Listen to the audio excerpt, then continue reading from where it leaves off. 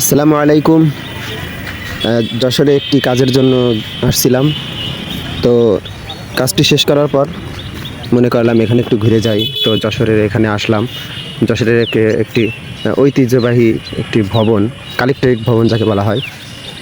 অনেক দিন আসবো আসবো করে আসা হয় না, তো কাজের ফাঁকে চলে আসলাম। অনেক দিন আসা হয় না, খুব ভালো লাগতেছে। জায়গাটি অনেক সুন্দর, অনেকে আসে, যা বিভিন্ন জায়গা থেকে ঘুরতে আসে এখানে।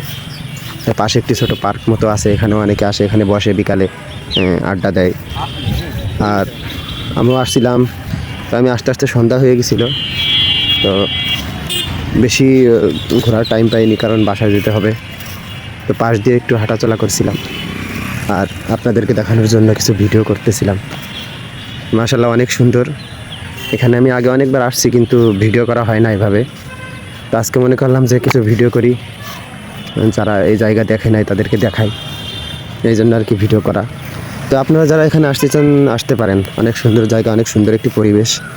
এখানে আসলে অবশ্যই আপনাদের যাইতে মন চাইবে না, এমন একটি সুন্দর জায়গা।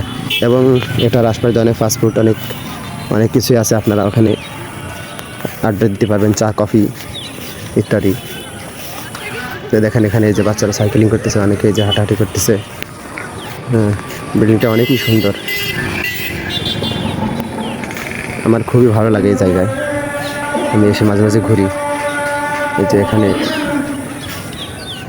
আরেকটি সুন্দর একটি জায়গা, এবং সামনে একটি পুকুর আছে।